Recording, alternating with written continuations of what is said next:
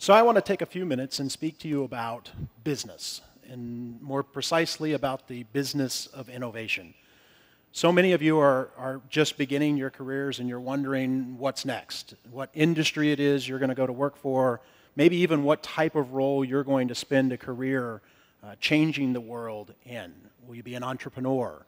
Do you feel more comfortable inside of maybe a established, large, industry-leading type of company?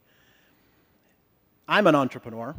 I have been since I was 15 years old. I was a part of a startup in high school, and I've done it every day since. It's probably the only thing I really know how to do. I'm a native of the business frontier. It's where I feel the most comfortable, out where the chaos exists, out where the risk exists, out where every day we have an opportunity to create something new, something big. I'm a native of the business frontier. Some of you may feel like that's where you also belong. Part of the message that I have to you today is we're actually all on the frontier, whether we know it or not.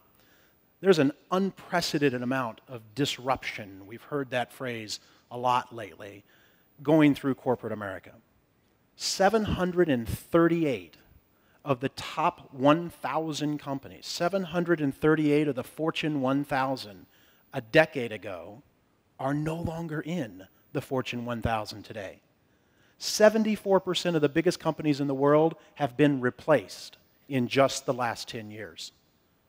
In the next decade, over half of the Fortune 500 will not exist. I don't mean they won't be in the Fortune 500. I mean they won't exist. They'll be replaced, they'll go out of business, they'll merge away into other companies. This is an unprecedented period of time for disruption in major industries. This is about the redefinition, the reimagination of energy, of healthcare, of real estate, of finance, of every single major industry that the world has known. And that disruption's happening out here on the frontier, where a lot of these big companies have just woken up and found themselves. Over the last several months, I've sat with the heads of innovation, of strategy, of corporate development, heads of the 50 largest companies in the world, who have come to me and others like me and said, I got to get me some of that innovation. You're a rule breaker. You're a person who doesn't understand boundaries. You're always pushing the frontier. And they're right about that. I got to tell you, even this red circle is driving me a little crazy. But they're really at a phase where so many of them are thinking about innovation theater. How do I seem innovative? How can I play with entrepreneurs or play with the ecosystem around me? How do I go to young talent coming out of universities like this and make them think that I'd be a great place to come and work and be a part of and be innovative at? So many people have written and talked about this notion of disruption, which a decade ago was a very provocative thought. Books were written about the notion of disruptive innovation. So many of these companies had spent the last several decades trying to avoid any sort of disruption. Big company ethos was really about sustainability, predictability. How do you remove risk? How do you remove variables? How do you reduce what we do as a business to the least disruptive, most common denominator, most easily repeatable process? That was the nature of business for decades.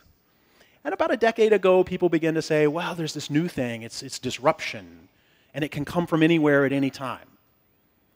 The innovator's dilemma, you may have heard of, is that notion that big companies had gotten so good at focusing on that which they were good at, that they were blind to the things that might come along and challenge that or disrupt that.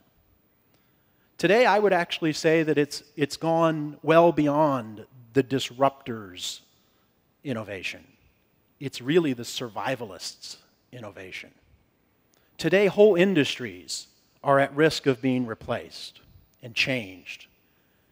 And it's going to come in part from entrepreneurial activity. It's going to come in part from young entrepreneurial companies who say, this is a different way to think about things. This is a different way to do this industry or reimagine industry. In fact, create entirely new industries.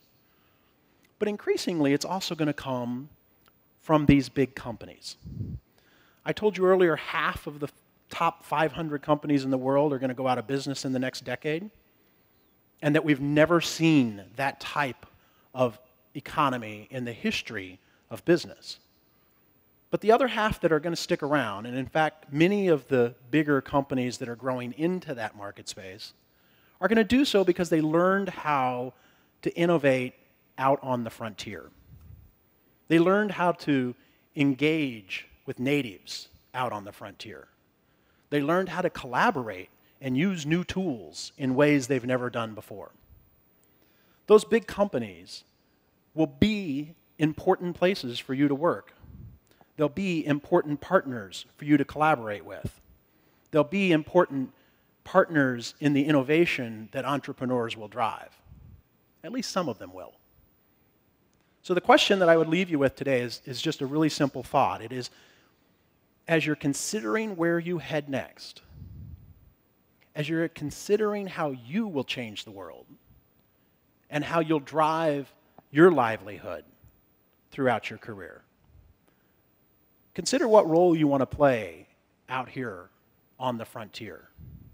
Consider what tools you want to put to work in driving innovation and creating an entirely new future.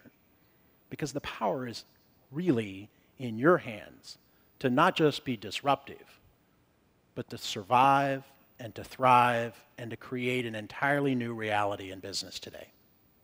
Thank you.